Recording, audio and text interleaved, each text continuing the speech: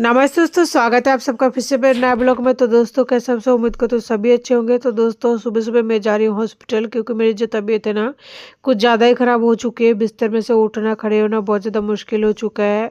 तब भी मैं नहीं जाती, 31 तारीख का इंतज़ार कर रही थी कि मम्मी एक बार आ जाए उसके बाद में जाऊंगी हॉस्पिटल। लेकिन है ना, कल रात से मेरी नक्शीर बहुत ज़्यादा आ रही है। तो मैंने किसी से पूछा था कि नक्शीर आ रही है क्या करें, ये नेचुरल है क्या। तो बोला सर्दी के मौसम में नहीं आती है, गर्मियों के मौसम में नक्शीर आने की चांस ज़्यादा होती है। आपको एक बार दिखा लेना चाहिए डॉक्टर को, क्योंकि अकेली हो तो फिर इस तरह से अगर बीमारी ज़्यादा जकड़ता रहेगा यानी पकड़ता रहेगा तो फिर आपको परेशानी हो सकती है, क्योंकि बच्चे भी बहुत छोटे हैं। तो फाइनली बहुत कुछ सोचने समझने के बाद में मैं यहाँ पे निकल पड़ी हूँ और कुछ भी नहीं खाई पी हूँ। बस सुबह उठ के तैयार होके और बस निकल दी। एक तो मेरे कान में जो दर्द है ना, मेरे पति ने जो मारा था उस जगह पे अभी भी इतना ज़्यादा पेन होता है, जिसकी वजह से मैं कभी भी कानों को इस ठंड में हवा में नहीं रख सकती, यानी कि खुले में। लेकिन टोपे भी पहनती हूँ, आज तो टोपा भी पहन लिया, लेकिन फिर भी इतना ज़्यादा दर्द हो रहा है ना, असहनीय हो रही है। बस लगभग बस के पास में ना पहुंचने वाली हूँ, और ये जो शहर का जो चौकाचौंध है ना, मुझे अब बिल्कुल ही अच्छा नहीं लग रहा है। ऐसा मन करता है कि कहीं ऐसी जगह पर जाऊँ जहाँ पे शांति हो, कोई नहीं हो, बस अकेली हूँ। तो फाइनली देख सकते हैं यहाँ पे मैं पहुँच चुकी थी। एसएमएस हॉस्पिटल, ये जयपुर के सबसे बड़ी हॉस्पिटल है। आना तो मुझे यहीं पर है, लेकिन सबसे पहले पर्ची कटा के लानी पड़ेगी। पहले इसी के अंदर पर्ची कटाने के लिए ऑप्शन दे रखे थे, लेकिन जब मैं 5-7 साल बाद में आई ना, यानी कि हाल ही में आने लगी यहाँ पे, तो यहाँ पे क्या है, पर्ची का काउंटर उस कोने में दे रखा है, जो कि सही है। भीड़ भड़का थोड़ा कम होता है, क्योंकि दुनिया भर के मरीज आता है, सिर्फ जयपुर का ही नहीं, जयपुर से बाहर का भी और इधर उधर का भी आता है। तो इस वजह से लोगों का भीड़ अगर पर्ची काउंटर पर थोड़ा दूर रहेगा ना तो सही रहता है। और ये काफ़ी बड़ा हॉस्पिटल है, अगर पूरे हॉस्पिटल को देखना चाहे ना तो पैरों में दर्द हो जाएगा, जो कि अकेले इंसान के लिए शायद संभव भी नहीं है, क्योंकि A to Z जो भी इलाज वगैरह होता है ना इसमें हो जाता है। मैंने यहाँ पे ले लिया पर्चियाँ, मैंने 2 पर्ची लिए। एक तो मुझे नाक में से जो ब्लीडिंग हो रही है वो दिखानी है, दूसरा बॉडी पेन के लिए जो मुझे बताया गया था गठिया रोग के लिए, वहाँ पे दिखानी है। तो ये जो है गठिया रोगों के डॉक्टर के लिए, देख सकते हैं इतना ज़्यादा लाइन लग चुकी है, क्योंकि डॉक्टर कम है। और गठिया रोगों की डॉक्टर की जो डॉक्टर है ना, 2 ही डॉक्टर है, तो इतने सारे मरीज यहाँ पे इकट्ठे हुए हैं। अभी ये जो लाइन लगा रखा है, तो 8 बजे जो लोग आए थे उनका लाइन है, और मैं तो आई हूँ 11 बजे। पता नहीं 11 बजे वालों का कब नंबर आएगा। मुझे वहाँ पे जो चौकीदार यानी सिक्योरिटी गार्ड होती है उन्होंने बोला है कि आपका नंबर नहीं आएगा मैडम, आज आप चले जाओ, कभी और आ जाना। लेकिन मैं नहीं गई थी, मैं वहाँ पे बैठी रही, 3 बजे तक इंतज़ार करती रही कि कब जाएंगे। सारे लोगों का भीड़ कम होगा जब जाके 11 बजे वाले का नंबर आएगा। तो फाइनली भगवान के शुक्रिया से जो है मेरा नंबर आ चुका था। तो डॉक्टर ने मुझे 7 दिन का दवाई दिया है, यानी आज शुक्रवार है तो अगले शुक्रवार तक का दवाई दी है। और उन्होंने बहुत सारे टेस्ट वगैरह लिख रखा है, जो कि टेस्ट आज नहीं होगा।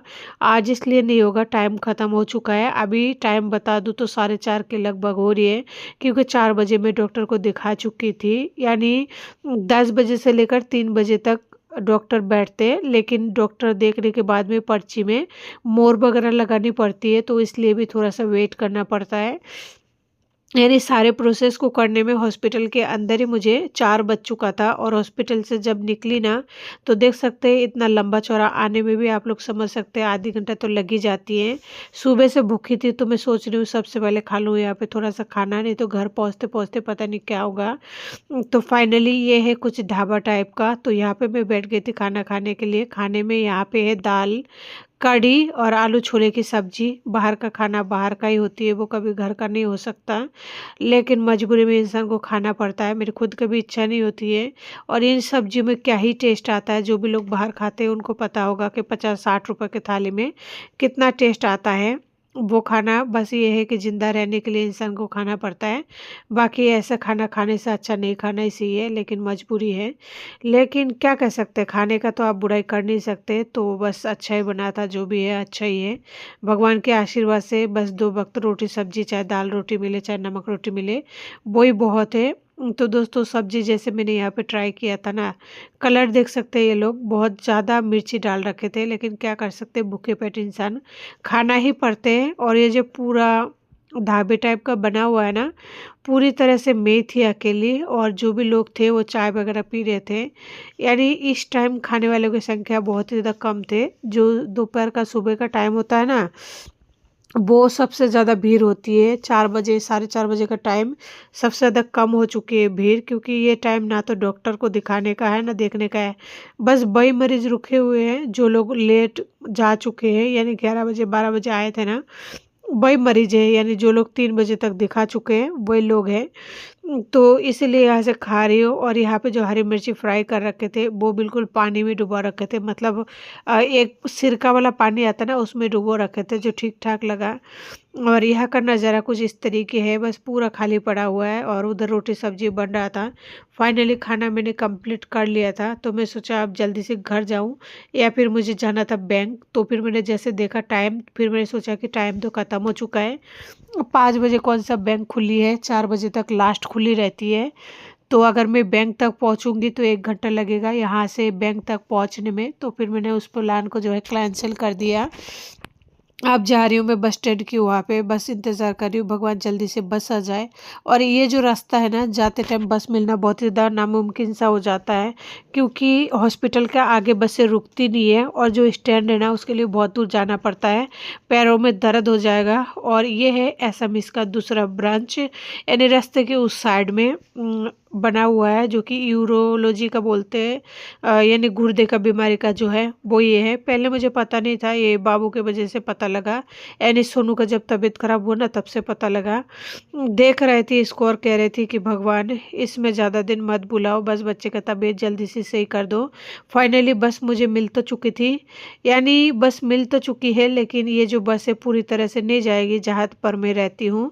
ये आधी रास्ता में उतारेगी, यानी कि मुझे दूसरा बस जो है चेंज करनी पड़ेगी।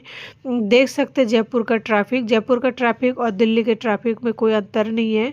अगर जो भी लोग दिल्ली में रहते हैं ना वो जयपुर के ट्रैफिक को महसूस कर पाएंगे, क्योंकि चलती गाड़ी है फिर भी इस तरीके से धक्के लगा लगा कर जाना पड़ता है, क्योंकि यहाँ पे भीड़ इतना ज़्यादा होती है ना। अगर आपको ऑफिस पहुँचना है 9 बजे तो आपको सुबह 7:30 बजे घर से निकल जानी है।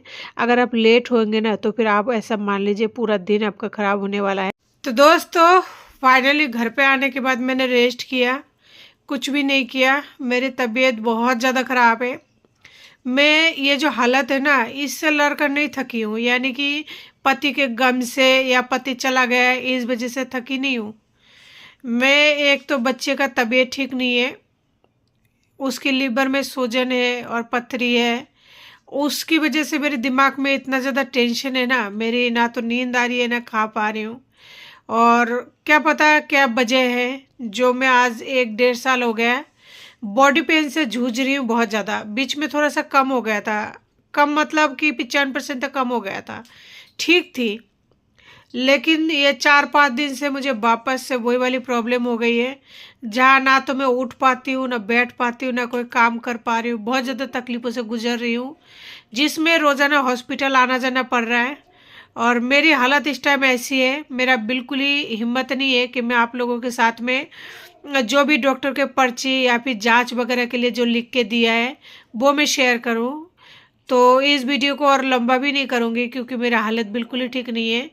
जो भी आज का प्रोसेस है ना वो मैं कल आप लोगों के साथ में शेयर करूंगी, क्योंकि आज एक तो थोड़ा ट्रैवल की वजह से भी मेरी हालत बहुत ज़्यादा ख़राब हो चुकी है।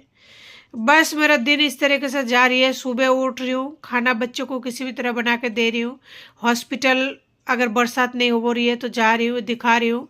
बहुत सारे जांचें लिख रखा है, बहुत सारा जांचें लिख रखा है, क्योंकि अगर नई डॉक्टर होती है तो जांचें नहीं होती है, शुरुआत से वो करते हैं देखभाल।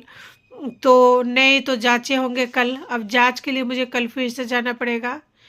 तो दोस्तों बातें मैं बिल्कुल नहीं कर पाऊँगी, मेरी हिम्मत ही नहीं है। और अभी यहीं पे आप सबसे इजाज़त लेती हूँ। क्या कहूँ मैं, मतलब मुझे कुछ समझ में नहीं आता क्या कहूँ कि आप लोगों से कि मेरे लिए थोड़ा दुआ करना कि मेरी तबीयत ठीक हो। मतलब क्या कहूँ कुछ समझ में नहीं आता। मेरा मन अंदर से इस तरफ फटा हुआ है, इस तरफ भरा हुआ है ना, बहुत ज़्यादा भरा हुआ है। बहुत ज़्यादा तकलीफ़ों से गुजर रही हूँ। बस भगवान से ये प्रार्थना करती हूँ, भगवान जो तकलीफ़ आपने मुझे दी है ना, संसार में किसी औरत को मत देना, किसी को मत देना। बहुत ही कठिन तपस्या में से भी खराब है। तो दोस्तों यहीं पे लेती हूँ इजाज़त आप लोग से। नमस्ते।